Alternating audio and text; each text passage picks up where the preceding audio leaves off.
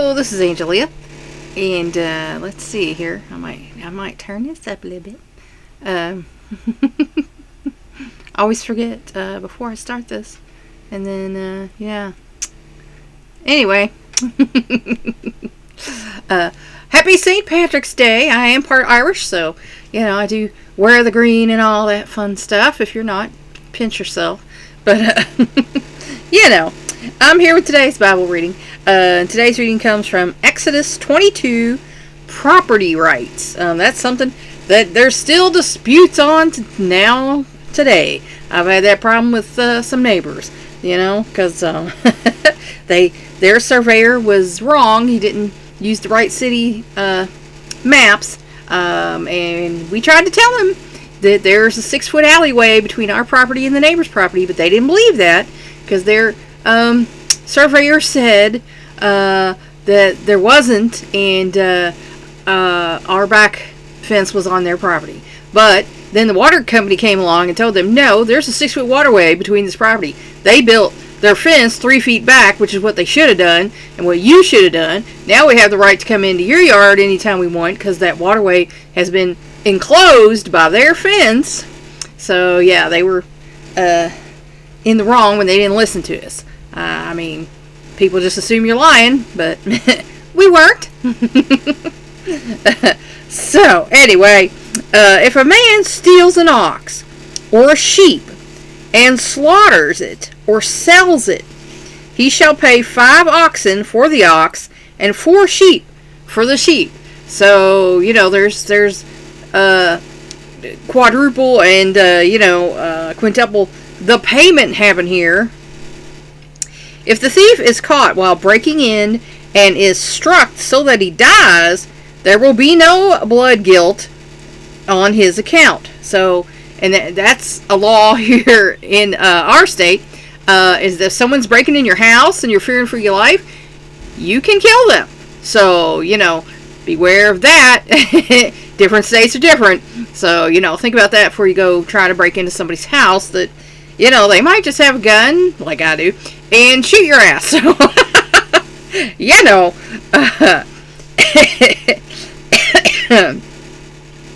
But if the sun has risen on him, there will be blood guiltiness on his account.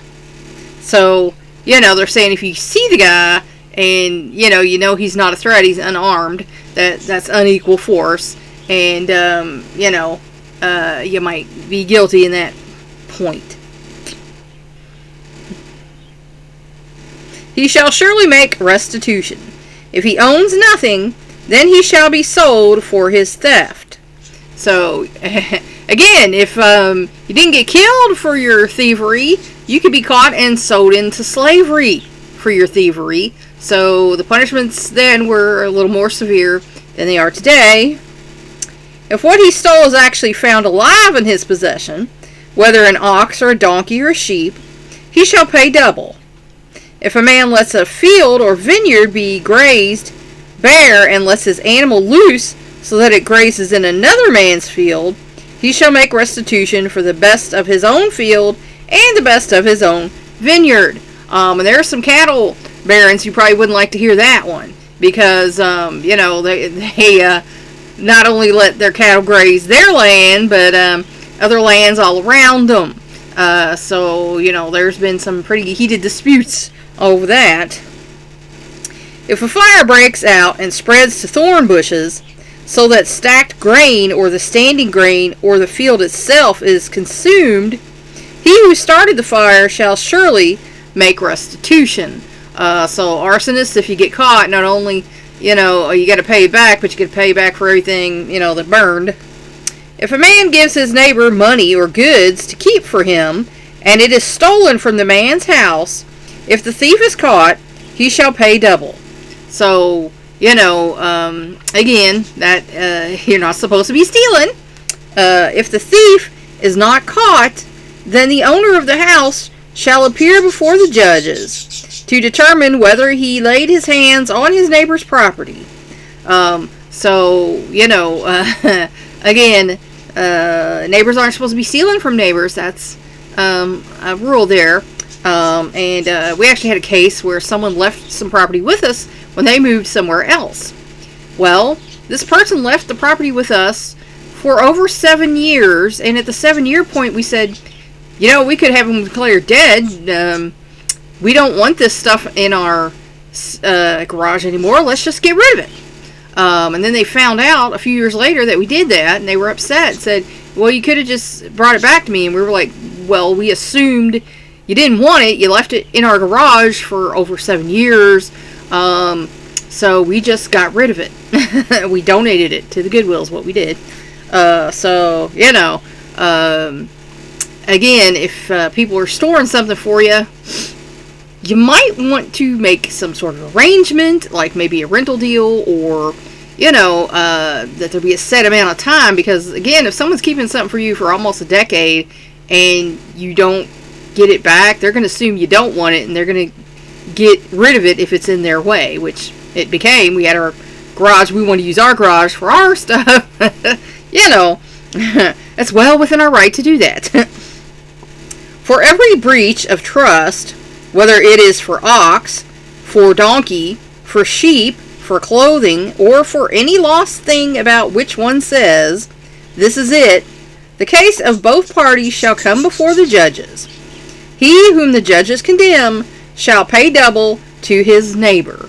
And now I know when a man broke into our house and stole something, and I told the cops who it was. I said I saw him, and they went down to his place and said, we can't see anything, and without a warrant we can't go in and look for anything. He swears he doesn't know what you're talking about, that he was here, and nobody is a witness to that. But basically it's a he said, she said. But my dogs kept him out for, like I said, I just got lucky that day, because I was in the shower that morning, and I heard my dogs go crazy. Now, normally, I let my dogs out of the morning, but for this particular day, they'd gone out, and they wanted back in before I even, so, I don't know. They say dogs know things sometimes, so maybe they did. But they met this man at the door, and my bigger dog was a Border Collie Wolf Dog mix, and they kept him from stealing more than like 2 things he could grab off of the little cabinet we have by our door. And he might have not been able to get more than his hand in. But he was quickly run off, and I came out, and I saw him. I'm here dripping wet in a house coat. And I saw him go down my steps. My son had left the door unlocked when he left for work, and I didn't know that. My sons used to have a bad habit of that, but they've gotten so much flack from me and their father over the years, they do not leave that door unlocked now at all. So that's good. But anyway, I saw the man going down my stairs and heading down the street. And so I knew it was him. But again, without them actually seeing the thing, they couldn't say it was him. So, we have a security system now. So pictures are being taken, videos are being taken.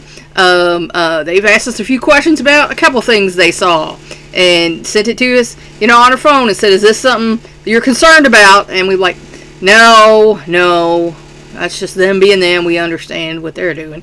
But, if when we wanted to be jerks, we could be. We got accused of being jerks for years by some of our neighbors. But, I taught my children, you don't go in other people's yards. You don't touch other people's stuff. And I feel like that's what decent people do. So, But if it actually is stolen from him, he can make restitution to the owner. If it is all torn to pieces, let him bring it as evidence. He shall not make restitution for what has been torn to pieces. That's a heck of a loophole in my opinion, because if you stole from somebody and then you just rip it up, I don't have to pay for this, it's garbage. But, that's not cool. So, that's why I say I question some of the stuff, that could have been written by men, because, like I said, God has all the common sense there is, so everything he says would make common sense, If a man borrows anything from his neighbor, and it is injured or dies while its owner is not with it, he shall make full restitution. Because let's face the fact, if you borrow something without your neighbor knowing, that's not really borrowing, is it? That's stealing. If its owner is with it, he shall not make restitution. If it is hired, it came for its hire. So again, if the owner knows you borrowed it, that is borrowing, and that's fine. And if something happens while you're borrowing something for hire, then that's just, a fact of life. So, let's see what our biblical scholars have to say about this.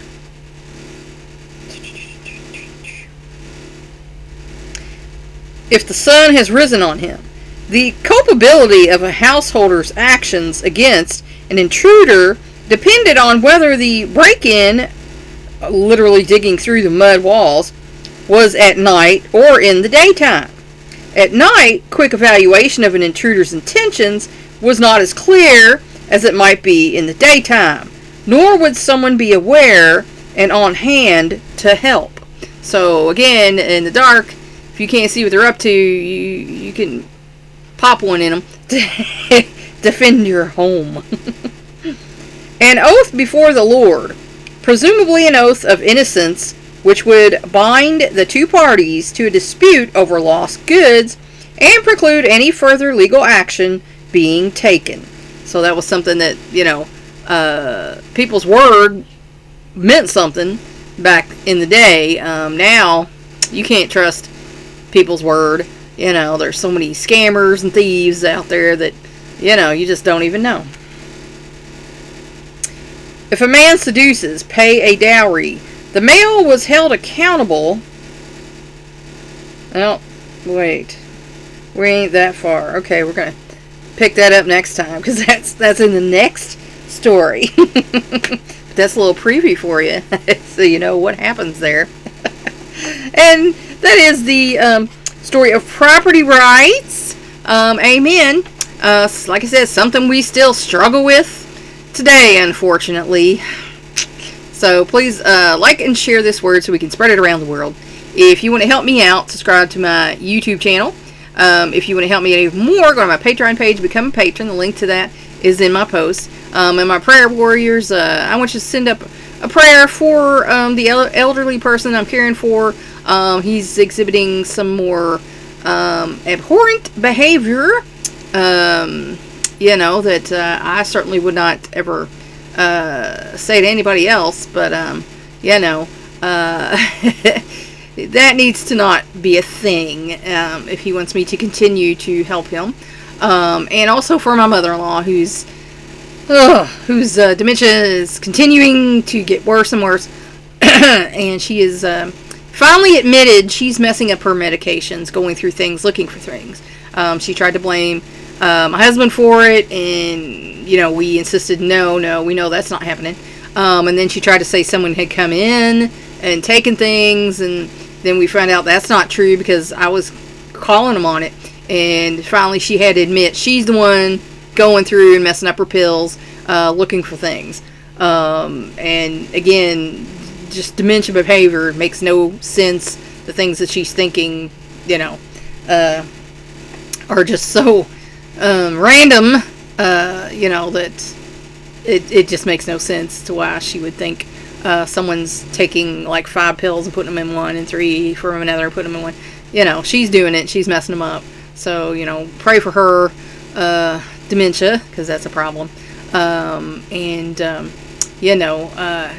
can continue to pray for my health and my husband's. We're not getting any younger, and we both have some health issues, and these sandwich generation issues are not helping us with that either. It's very stressful and makes us anxious when people act like they've been acting. So that can be in there too. So anyway, thanks for watching. That's all for now. Until next time.